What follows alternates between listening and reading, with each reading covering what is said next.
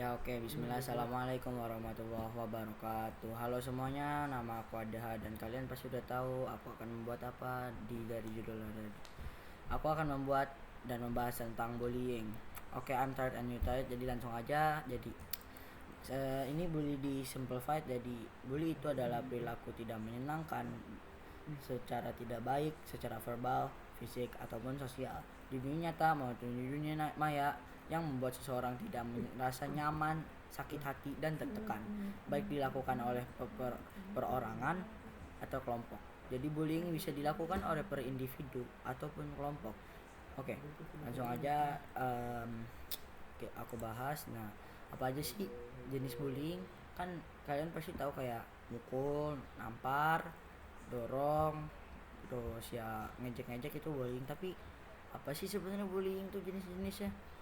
Jadi jenis-jenis tuh ada lumayan banyak, dari mulai fisik, contohnya menggigit, terus memukul, menampar, mencakar, terus setelah itu non fisik kayak mengancem, terus kayak ngancem, ngejek, merendahkan, malu-maluin, terus kayak manggil-manggil dengan julukan yang aneh. Terus bisa juga melalui cyber ataupun elektronik, atau juga bisa non verbal, verbal atau non verbal langsung dan tidak langsung. Oke, so pihak apa aja sih yang terlibat bullying? Nah pastinya tuh di setiap aktivitas yang kita ini pasti ada pihak apa aja yang terlibat. Nah jadi kita ada 3 pihak, yaitu korban yang biasanya dibully. Kayak biasanya tuh korban-korban bullying adalah yang kayak perlindungan bullying atau misalnya kondisi anak gitu ya. Jadi kayak misalnya anak pendek itu bakalan dibully dan diejek-ejek, kolok-kolok terus, especially tuh seperti kalau misalnya dia tengil duluan bisa juga tuh jadi korban bullying. Nah tapi jangan gegibah dulu, pastinya tuh orang tengil pasti ada masalah dengan keluarganya, sama pun dengan seperti pelaku pun pastinya nggak gara-gara ada dendam pribadi ya sama korban itu. Jadi kayak bisa korbannya kayak tengil gitu kan. Nah jadi nggak mungkin pelaku tuh kayak langsung pukul-pukul. Mungkin saja kalau misalnya ngeliat tuh kayak orangnya jorok, kayak pendek, terus ngeliatnya nggak enak diliatin. Jadi tuh dia tuh kayak sulit melihat sudut pandang orang yang lain dan kurang empati gitu. Memiliki pemikiran bahwa permusuhan adalah sesuatu yang positif. Jadi bisa dia tinggal di perkomplekan yang kayak mukul terus itu udah normal, yaitu sudah biasa untuk dia, kayak mukul, bullying, mengejek, mengolok itu sudah biasa bagi dia. Dan ada juga ketiga, yaitu saksi. Saksi itu apa sih sebenarnya?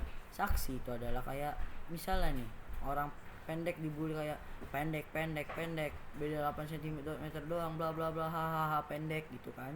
Nah misalnya dibully kayak gitu pastinya ada yang lihat dong. Kalau misalnya nggak dua doang, misalnya ada bertiga, berlima. Nah jadi kan ada korban, ada pelaku, ada juga saksi. Jadi saksinya ada 3. Saksi itu bisa dilakukan untuk melaporkan ke orang tua yang bisa menegakkan dengan benar, baik, dan responsibel. Ataupun bisa pelakunya banyak, korbannya satu, atau korbannya banyak, pelakunya juga banyak tapi nggak ada saksi, itu banyak bisa juga. Oke, terus korban bullying itu biasanya dampaknya apa sih? Korban bullying kalau misalnya dia kena bully, dia kena apa ntar? Nah korban bullying itu biasanya kalau misalnya dia udah bully lama, bully terus, biasanya pertama tuh kesakitan fisik atau fisiologis. Jadi fisik itu jadi kayak dipukulin, ntar ada memar, terus ya merah, benjol, nah bonyok. Terus apalagi sih, kan nggak cuma itu. Nah pastinya kedua adalah kepercayaan diri, self esteemnya itu yang merosot. Kayak especially kalau misalnya dipukulin terus, diejek-ejek, pendek banget sih lu bisa apa sih, itu bakalan merosot, kepercayaan dirinya bakalan merosot. Jadi dia kayak udah nggak percaya diri. Jadi kalau misalnya bisa dia pinter nih tapi jelek orangnya, dia pinter di matematika misalnya ya, nilainya A gitu kan, terus nilai 100 A plus gitu. Nah jadinya tuh tapi orang itu dibully, ih jelek banget sih lu, pinter doang kutu buku kerjain PR gua. Nah udah kayak gitu ntar lama-lama dipukul dibully diejek-ejek, ntar lama-lama self esteemnya nurun, percaya diri nurun, dari misalnya nilai 90 jadi 50 ataupun lebih baik ya, lebih buruk ya 30.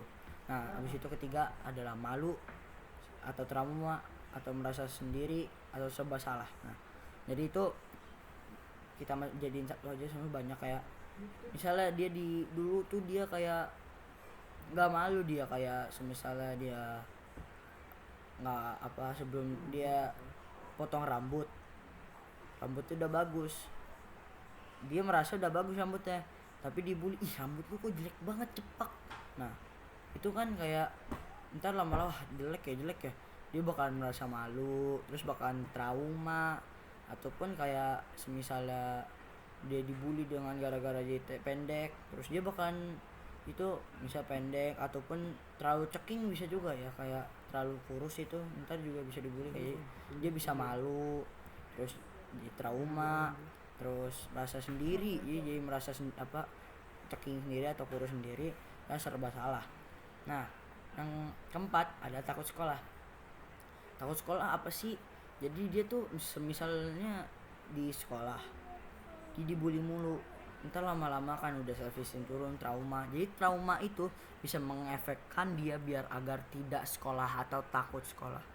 Dia akan takut sekolah, jadi setiap dia mau sekolah dia ada bakalan memori yang datang ke dia, dan itu bakalan kayak dejavu gitu loh. Jadi kayak misalnya ntar di sekolah udah tahu bakalan dibully, jadi dia nggak takut sekolah, terus dia nggak mau sekolah, nggak mau berteman sama ini, menyendirikan diri, dan yaitu buat takut sekolah. Dan untuk yang korban, nah kan ada tadi udah 1, 2, 3, 4. Nah yang kelima adalah tuh korban atau ini nih yang dibully mengasingkan diri dari sekolah. Jadi semisalnya dia kayak jadi menyendiri, dia kayak semisalkan dibully gitu, diiniin, misalnya dia buat salah sekali doang tapi diolok-olok, dia bakalan diejek-ejek. Nah ketika itu diejek-ejek, korban bakalan menyendirikan diri, kayak nggak mau dengerin mereka, jadi sendiri aja. Semisalnya itu di masjid pada bikin soft sama lagi dia baca Quran, dia tuh bisa di pinggiran ngelamun. Kalau enggak itu dia kayak kerja kelompok kerkom, itu kan biasanya buat lingkaran. Nah itu dia bisa aja buat lingkaran, dia tetap masuk, tapi ya diem aja bengong mainin jari gini-gini kayak. Atau ya itu yang kelima. Untuk yang keenam itu menderita ketakutan sosial. Jadi abis dia misalnya dia orang kayak selalu happy ini itu dibully, jadi dia bisa aja takut untuk bersosial. Itu bisa jadi dampak ke bullying juga. Emang bullying itu sebenarnya tuh parah ya, harus kita berhentiin, harus kita prevent bullying from happening gitu. Nah terus habis menderita ketakutan, apalagi nih yang paling sering dialami ya, banyak sekolah tuh sering banget ada kasus ini. Gara-gara bullying korban jadi mau bunuh diri. Kenapa kok bisa? Jadi kan dia stres gitu, seperti stres selalu ini, jadinya setelah dia bullying tuh, dibully terus, dipukulin, diejek-ejek, olok-olok, itu dia ada penyakit jiwa gitu, jadi agak stres, gila, terus mindsetnya dia bakalan tidak teratur, jadi dia tuh selalu 24 jam 24/7 dia bakalan mikirin untuk bunuh diri, kill yourself gitu lah pikirannya. Nah itu agak serem juga sebenarnya kan, dampak bullying itu. Nah tapi itu sebenarnya nggak ini juga ya, cuman korban.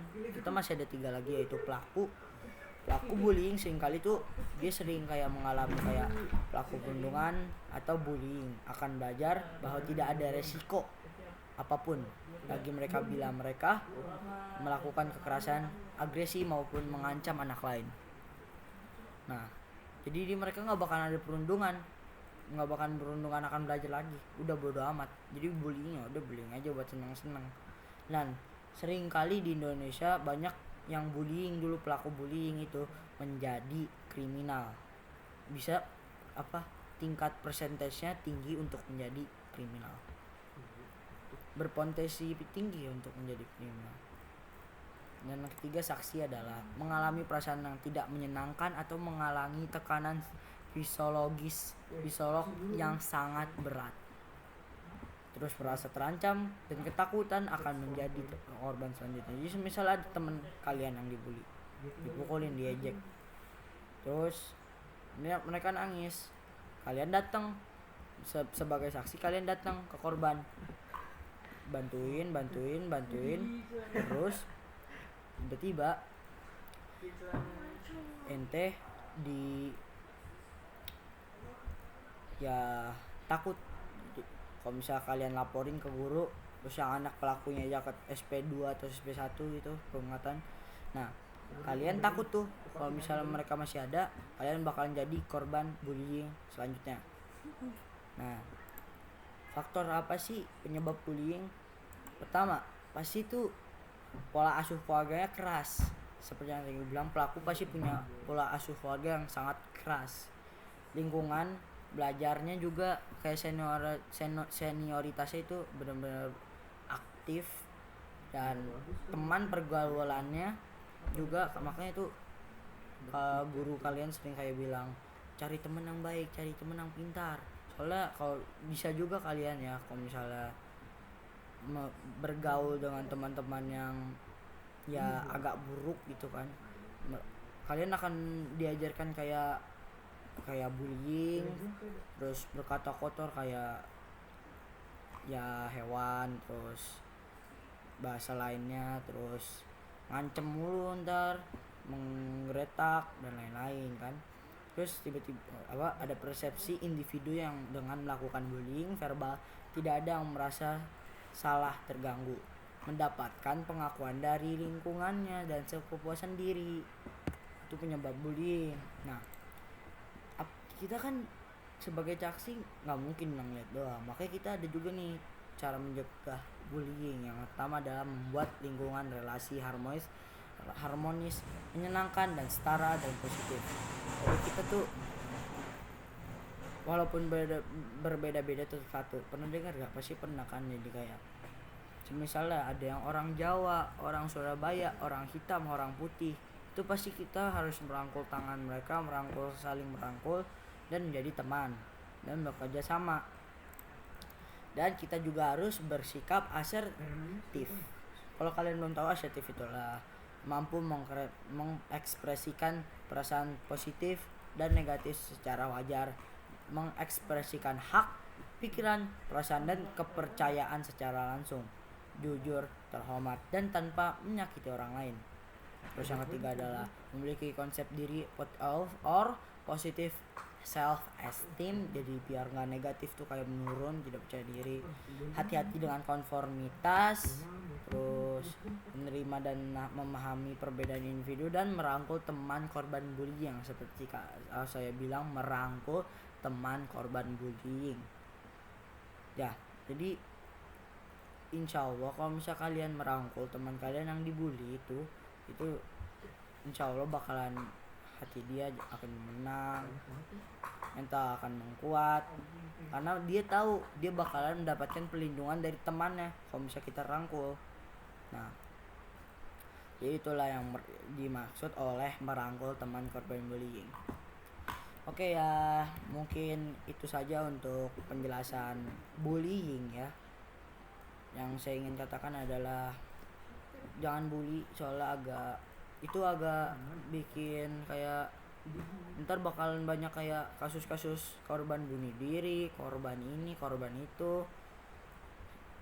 Udah banyak sekarang sebenarnya di Indonesia, kayak yang diejek gak punya iPhone jadi gengsi, terus misalnya dia handphonenya paling murah, kayak dia tuh di sekolah atau kelas dia tuh HP-nya bagus-bagus, tapi dianya kayak HP-nya ya agak dulu bagus tapi sekarang jadi agak menjadi menurun, jelek gitu kan.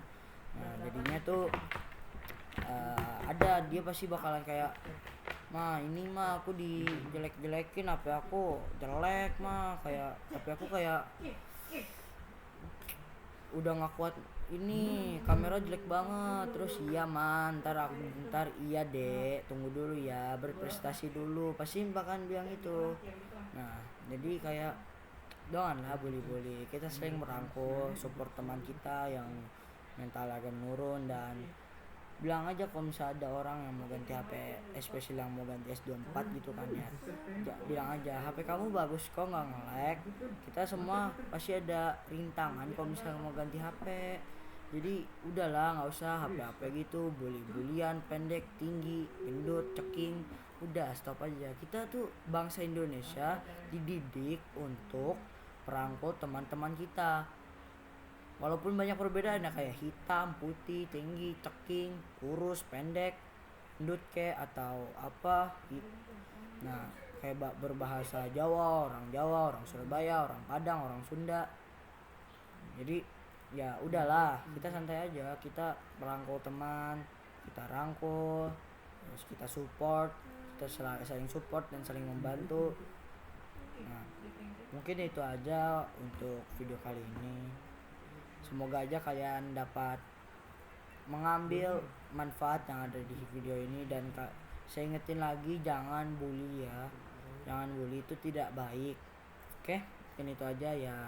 Kalau kalian agak susah dimengerti ya sorry, mungkin itu aja. Kurang lebihnya mohon maaf, terima kasih.